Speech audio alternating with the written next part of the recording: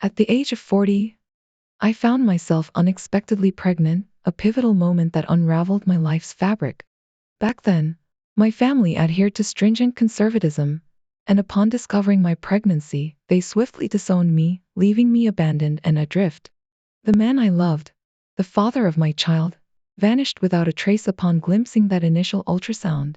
It's a wrenching truth to admit, but in the wake of such profound loss, I plummeted into the abyss of loneliness and despair. Bereft of familial support, I embarked on a solitary journey, clandestinely nurturing the flicker of hope within me. Unbeknownst to anyone, the driving force behind my decision to embrace motherhood was the yearning for unconditional love, a desire to find solace in the tender embrace of my own flesh and blood. Cast into the unforgiving currents of reality, I resorted to couch surfing and relinquished my dreams of education to secure multiple jobs. Juggling three means of employment became my lifeline, albeit one fraught with guilt and sacrifice. Each day was a relentless battle to keep afloat, to provide for my son, yet the specter of inadequacy loomed large, casting a shadow over my maternal aspirations. Financial constraints shackled me, depriving my child of the luxuries and frivolities deemed essential for a wholesome upbringing. Unable to lavish him with material indulgences or bask in his presence, I found myself tethered to the ceaseless grind of survival. Daycare became his refuge, while I toiled away, a silent sentinel guarding his future from the perils of poverty. Amidst the cacophony of societal judgment and ostracization, I weathered the storm, my identity reduced to that of a struggling mother. The fleeting moments of respite were overshadowed by the relentless pursuit of stability, leaving me adrift in a sea of uncertainty. Yet, through the veil of darkness, a glimmer of hope emerged, a beacon beckoning towards a brighter tomorrow. With unwavering determination, I embarked on a quest for self-improvement, earning my get and forging a path towards higher education. The journey was arduous, fraught with setbacks and obstacles, yet each triumph illuminated the path towards redemption. Today, I stand tall, a testament to resilience and perseverance, basking in the warmth of success and fulfillment. Married to a supportive partner, we have been blessed with a daughter, Sophie, whose innocence and exuberance breathe new life into our home. Her bond with Jade, a dear friend who has become an integral part of our family, serves as a poignant reminder of life's cyclical nature. It was amidst this backdrop of newfound stability that Sophie, grappling with the weight of impending motherhood, sought solace and guidance. As she confided in Jade, tears streaming down her cheeks, I was reminded of my own journey, the trials and tribulations that sculpted my resilience. I disclosed everything to Jade, the poverty, the depression, the ceaseless struggle, and the loss of my identity. I held nothing back, conveying to her my belief that she might be better off terminating her pregnancy. I assured her that she could have another child in the future, when she was more prepared to provide a stable and nurturing environment. Jade simply nodded in a daze. A week later, my daughter informed me that Jade had made her decision. It was a sorrowful but personally prudent choice, in my opinion. Later, while out with my friends, I recounted the situation, expressing my sadness over it all. Abby, one of my friends, seemed slightly upset. When I inquired, she claimed that I hadn't shared the entire story, insinuating that my narrative influenced Jade's decision. Perplexed, I pressed her for clarification. It turned out that Abby believed Jade's circumstances were significantly different from mine during our respective pregnancies. I had endured extreme poverty and solitude, making my journey particularly arduous. On the contrary, Jade came from a privileged background with supportive parents who were financially well off. They were more than willing to assist with childcare, and her baby's father was present and supportive. Abby argued that I failed to consider these contrasting circumstances adequately. By painting such a bleak picture, I inadvertently coerced Jade into a decision without acknowledging her unique advantages and support system. According to Abby, this was irresponsible of me, as Jade's circumstances afforded her a vastly different experience. I find myself grappling with uncertainty now. Could it be that I acted foolishly? A distressed young woman confided in me about her pregnancy, and later, I found myself discussing it with friends over drinks. It pains me to admit, but perhaps I am the one at fault here. How could I have engaged in such gossip, especially with friends who might pass judgment or inadvertently reveal sensitive information? What was I thinking, betraying the trust of a vulnerable girl who turned to me in confidence? Reflecting on my actions, I realized the gravity of my mistake. I have become the very thing I abhorred in my youth, someone who gossips and judges without understanding the full implications of their words. It's a bitter pill to swallow, realizing that I have morphed into the very person I despised decades ago. I am nothing short of repulsive, a hypocrite who should have guarded Jade's privacy with utmost care. If and when my daughter discovers that I betrayed her friend's trust, I fear she may never confide in me again. Shame washes over me as I acknowledge the severity of my actions. While there are many voices offering congratulations, there are also those who rightly point out the harsh realities of young motherhood. In hindsight, I can't help but feel I was justified in offering my honest opinion. After all, my friend assumed that her family and boyfriend would provide unwavering support, but the uncertainties of life cannot be ignored. I was merely asked for my perspective, and I provided it, regardless of their financial standing. Switching gears, I find myself facing a different kind of challenge in my personal life. As a 44-year-old father with shared custody of my teenage daughter, Jamie, navigating cohabitation with my girlfriend, Brooke, has proven to be more difficult than anticipated. Despite my initial expectations of some friction between Brooke and Jamie, I didn't pay it much heed until recently. Last weekend, tensions flared between Jamie and Brooke, culminating in a heated argument that unfolded in my absence. Upon returning from a meeting, I found the atmosphere at home charged with discord. Jamie recounted her version of events, portraying Brooke as overbearing and out of line for requesting that she do the dishes. Jamie's sullen demeanor persisted throughout the weekend, prompting me to address the situation. It's not unreasonable to expect mutual respect among those sharing a living space, especially when one party is a significant other. Brooke's request for assistance with household chores, such as washing dishes, hardly qualifies as an overstep of boundaries. As a teenager, Jamie is old enough to contribute to the upkeep of the household, particularly given her frequent presence in our home. It's imperative to recognize that nurturing a harmonious environment within the family extends to all members, biological or otherwise. While Jamie may not view Brooke as a parental figure, basic courtesies and responsibilities still apply. Encouraging open communication and mutual understanding is key to resolving conflicts and fostering a sense of unity within our family unit. Furthermore, dismissing Brooke's role and influence in Jamie's life overlooks the significance of their relationship. Although not bound by blood, the bonds formed over time hold considerable weight. As a parent, it's crucial to address any discord between family members and significant others, ensuring that grievances are addressed constructively and with empathy. In essence, my expectation for Jamie to treat Brooke with respect stems not from an arbitrary assertion of authority but from a desire to uphold the values of mutual respect and cooperation within our family. It seems like Jamie is exhibiting typical teenage behavior, and it's reasonable for you to ask her to show more respect. I agree with you, OP, you're not in the wrong here. Jamie doesn't have to be best friends with Brooke, but she does need to treat her with civility. If Brooke asks her to do a reasonable chore like washing the dishes, Jamie should do it without responding with, "You're not my mom. I don't have to listen to you." If Jamie has an issue with the request, she can express it, and then you can work together to find a solution. Jamie's response to Brooke's request was disrespectful and unnecessary. It's likely she's just testing her boundaries, as teenagers often do. I commend you, OP, for supporting your girlfriend in this situation. On another note, I have a personal story that might shed some light on family dynamics. My brother, for instance, has 6 children, 4 from his first marriage to Jane. Sadly, Jane passed away when their kids were all under the age of 7. Within months, my brother remarried to Dor. There was no affair involved.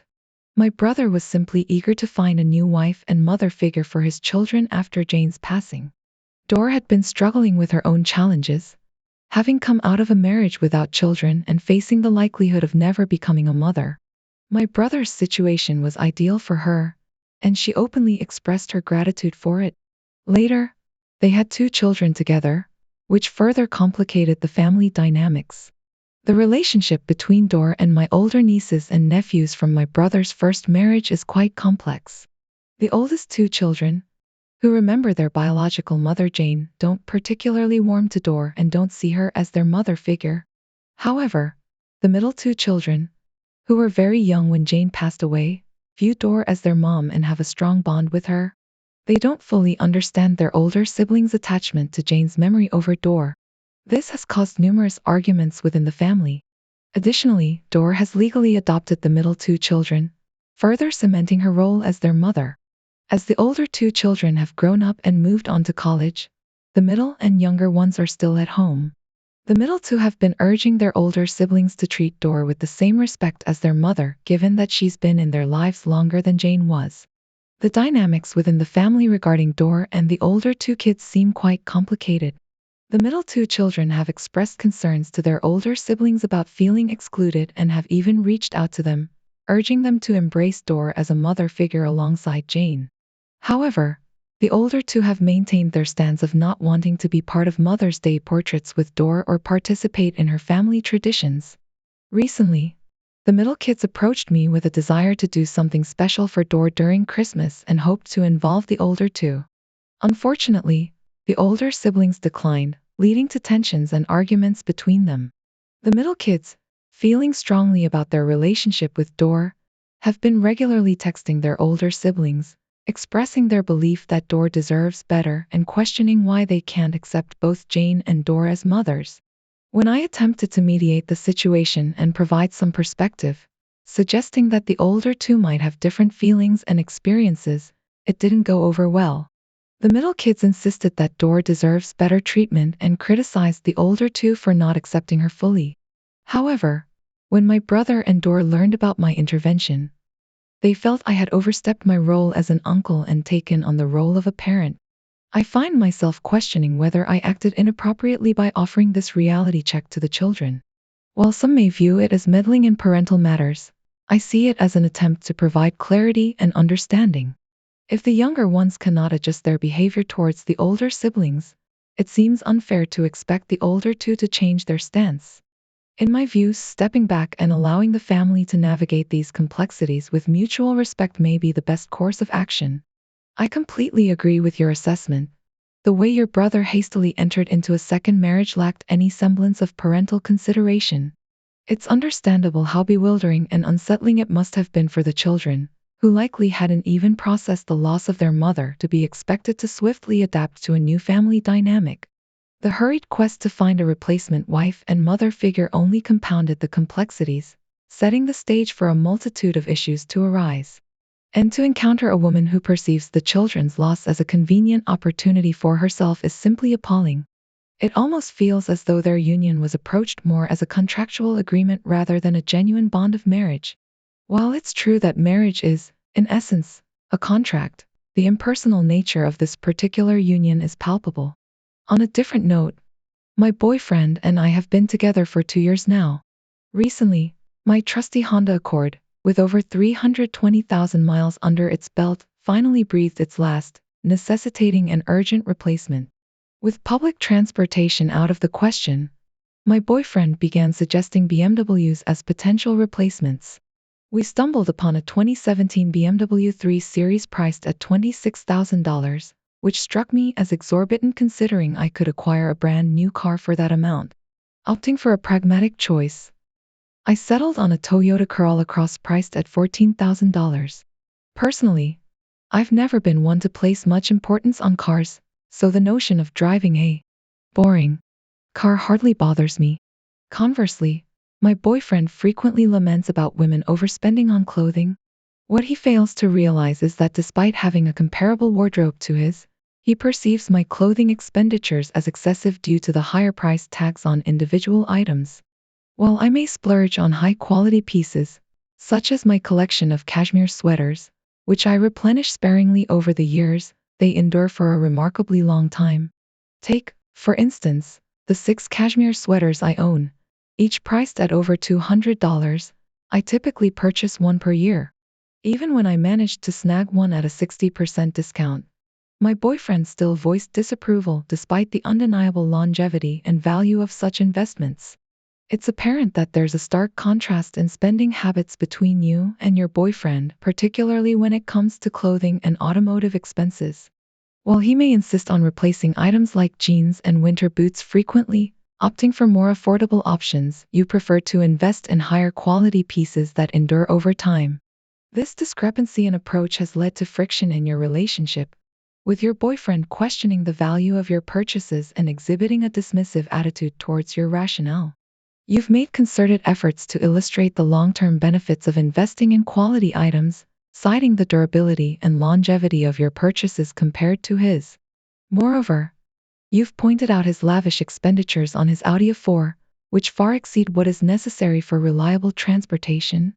Despite your logical arguments, he seems unwilling to acknowledge the validity of your perspective, dismissing your choices as frivolous and unnecessary.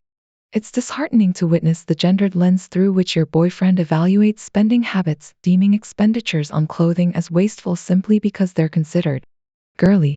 This double standard is not only frustrating but also indicative of deeper societal biases regarding gender roles and consumer behavior. It's troubling that he resorts to outdated stereotypes and fails to recognize the intelligence and autonomy of women in making financial decisions. In light of his narrow-minded views and reluctance to engage in meaningful dialogue, it's worth considering whether this relationship aligns with your values and aspirations. I believe one reason he refrained from speaking to her for 2 days over what should have been a minor disagreement, or not even a disagreement at all, is that she presented concrete evidence proving him wrong, while he relied solely on unsupported misogynistic views. It's exhausting, isn't it? Let me guess. He's heavily invested in cryptocurrency, believing it's the path to wealth, yet he's buying in at its peak. On top of that, he exhibits mild misogyny, criticizes your choices in attire and vehicles, and responds to civil disagreements by either snapping at you or resorting to the silent treatment. What redeeming qualities does he possess?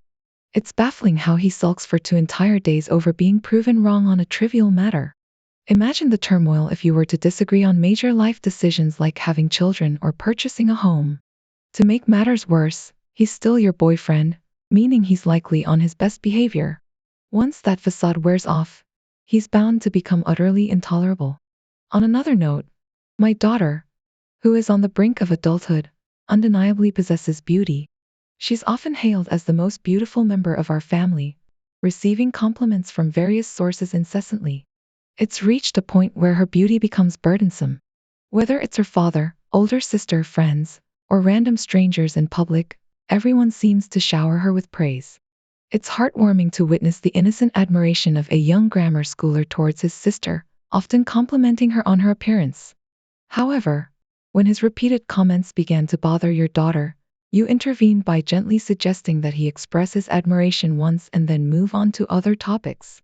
Although he initially didn't grasp the reasoning behind your request, you took the opportunity to explain to him that there are many other qualities to appreciate in people beyond their looks. Later, your daughter confided in you, expressing a desire for recognition of her skills rather than her appearance. You reassured her that her feelings were valid, acknowledging her perspective and offering understanding and support. Reflecting on your actions, you wonder if there might have been a better approach to handling the situation. However, it's important to recognize that you acted with good intentions, seeking to address your daughter's discomfort while also guiding the young boy in understanding the importance of diverse compliments. While some may criticize your decision, labeling you as the idiot, it's essential to consider the context and your daughter's feelings. You acted in response to her discomfort and provided guidance to the young boy in a manner appropriate for his age. Others suggest that you should address the broader issue of society's emphasis on appearance, not solely focusing on the young boy's behavior.